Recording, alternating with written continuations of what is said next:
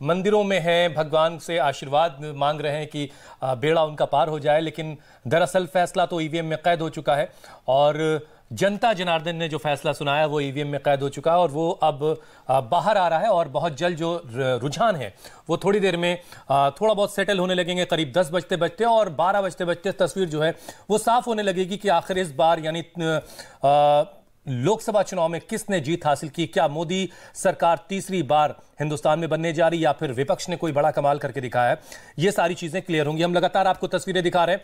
लखनऊ से राजनाथ सिंह, गोरखपुर से रवि किशन आगे चल रहे हैं, नगीना से आजाद समाज के जो चंद्रशेखर हैं वो आगे चल रहे हैं। यूपी की सीटों पर पहले राउंड की गिनती जो है वो पूरी हो चुकी है और उत्तर प्रदेश की 49 सीटों पर बीजेपी ने बढ़त बनाकर रखी है। ये एक बड़ी खुशखबरी है बीजेपी के लिए। जाहिर है वाराणसी वाली जो सीट है वहां से नरेंद्र मोदी खुद आगे चल रहे हैं, लेकिन सबसे ज्यादा बात जो है श्रुतिका ये हो रही है कि वाराणसी से जीतेगा और हारेगा कौन, ये बात नहीं है। वहां से बात ये हो रही है कि नरेंद्र मोदी कितने वोटों से जीतेंगे, कितने वोटों से। क्या 2014 के बाद जो मार्जिन बढ़ के 2019 में बढ़ा था वो मार्जिन और बढ़ने वाला है, ये सवाल है इस बार। कैराना, बिजनौर, मेरठ में समाजवादी पार्टी के उम्मीदवारों ने बढ़त बनाई हुई, तो सीतापुर और सहारनपुर में कांग्रेस ने लीड हासिल की हुई है।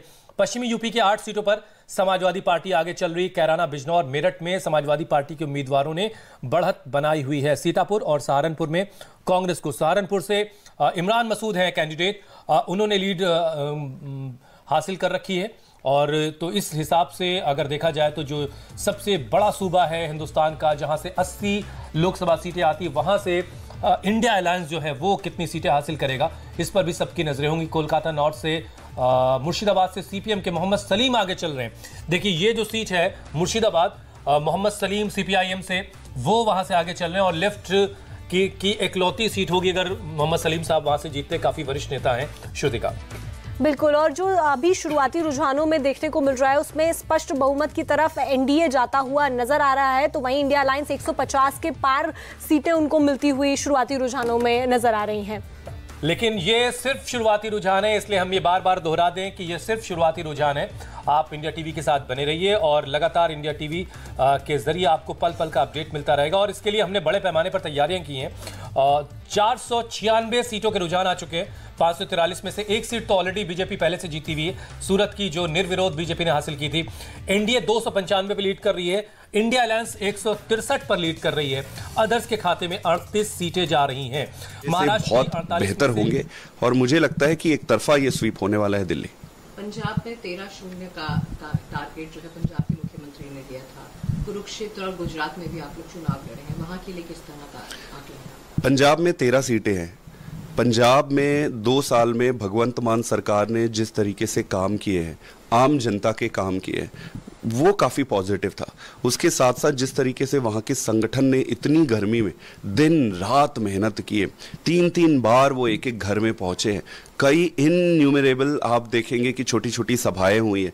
मान साहब ने कितनी सभाएं की, फिर केजरीवाल साहब ने सभाएं की। तो कैंपेन जिस तरीके से हुआ, जिस तरीके से सरकार ने काम करी है, जनता काफ़ी सकारात्मक रूप से आम आदमी पार्टी के साथ है और काफ़ी अच्छे नतीजे आएंगे। नंबर्स तो मेरे लिए देना थोड़ा डिफिकल्ट होगा क्योंकि थोड़ी देर में।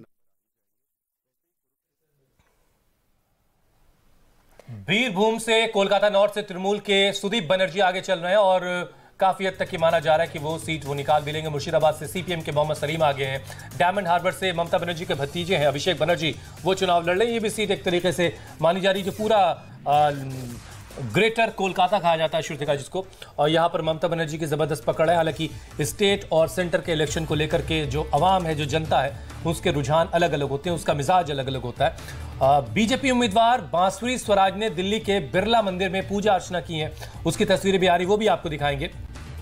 लेकिन ये बालूरघाट से बीजेपी के सुकांत मजूमदार आगे चल रहे हैं, बीरभूम से बीजेपी के देवतानु भट्टाचार्य आगे चल रहे हैं, कोलकाता